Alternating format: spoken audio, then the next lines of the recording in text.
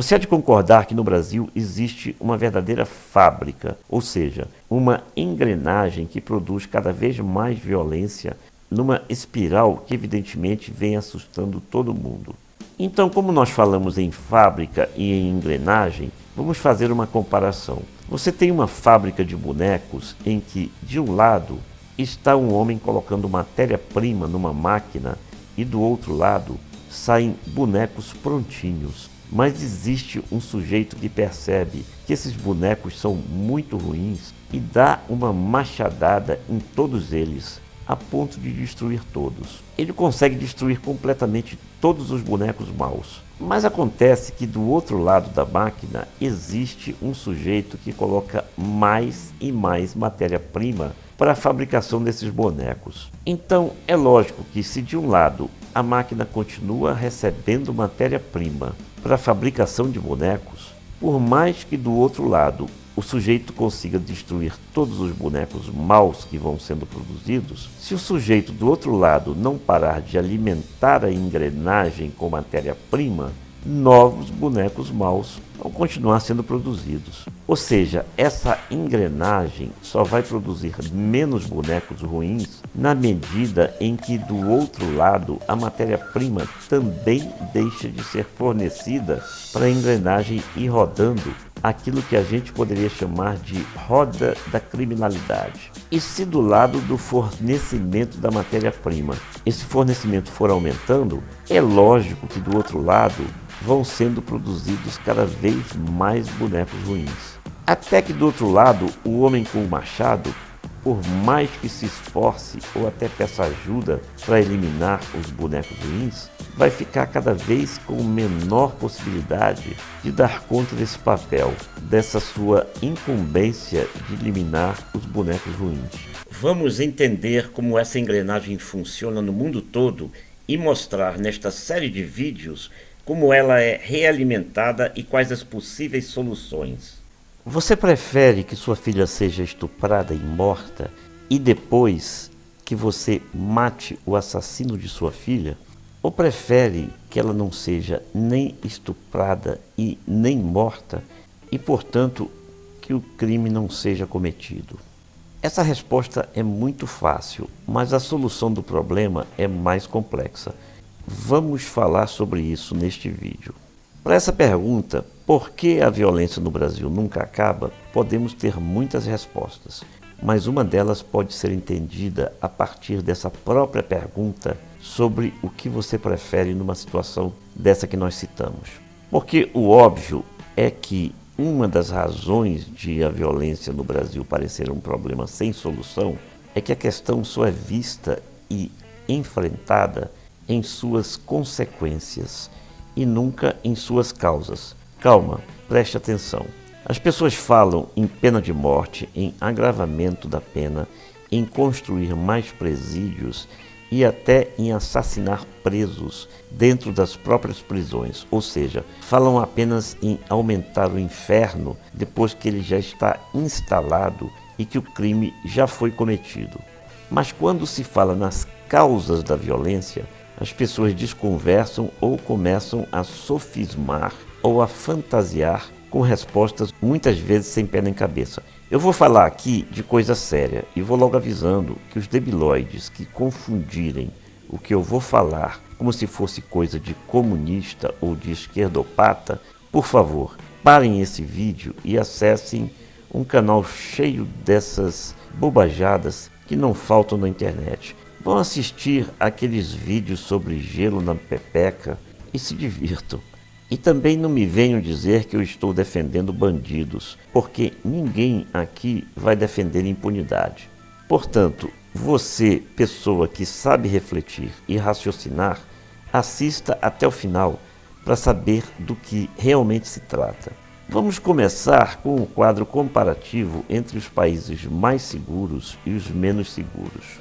Os mais seguros são Islândia, Suécia, Suíça, Noruega, Dinamarca, Japão, República Tcheca, Áustria, Canadá, Eslovênia e Finlândia. Os menos seguros são Iraque, Nigéria, Venezuela, República Centro-Americana, África do Sul, Chad, República Dominicana, Honduras, México, Sudão e Brasil. O Brasil, segundo esse levantamento, é o 11º país mais inseguro do mundo. Os dados são divulgados pela ONG American Social Progress Imperative, que mantém um ranking da qualidade de vida em 132 países, batizado de Índice de Progresso Social, ou IPS. Os critérios são número de homicídios, de crimes violentos, de um modo geral, a facilidade como essa criminalidade é percebida, o terrorismo e mortes no trânsito. Pois bem, entre essas respostas evasivas e sofismáticas quando se pretende apontar as causas da criminalidade, as pessoas costumam dizer que a miséria não é uma delas, porque senão todo pobre se tornaria um criminoso, resumem essas pessoas.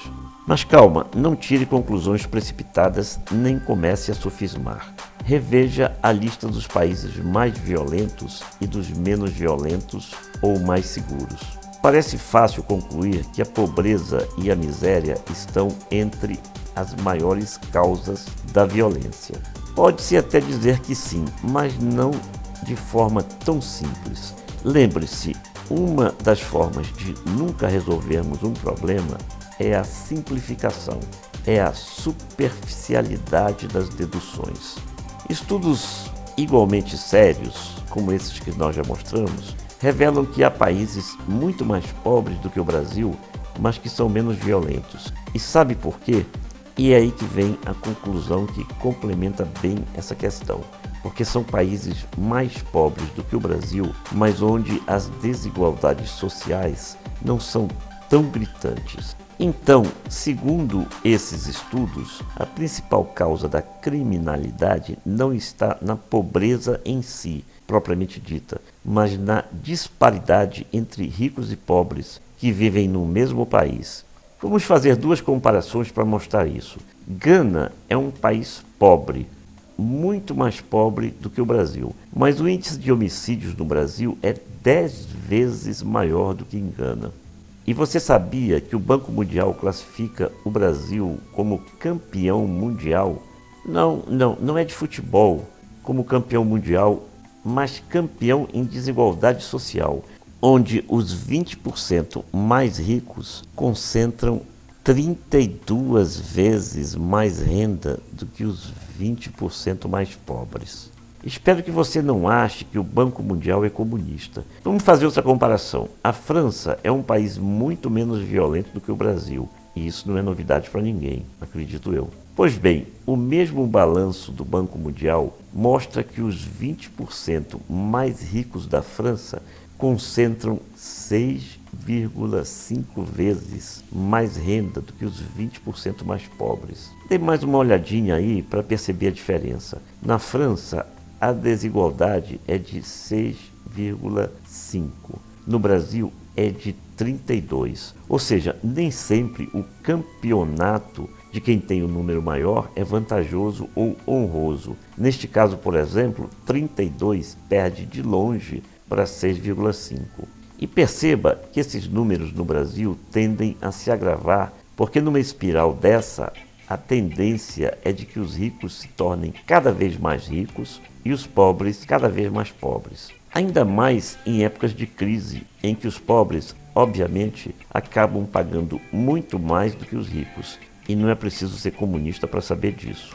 Olha só, vamos ver um caso típico de país violento como o Brasil, o México, que também está na lista dos menos seguros que a gente mostrou agora há pouco. Você viu o estrago que o narcotráfico fez no México? E como isso aconteceu?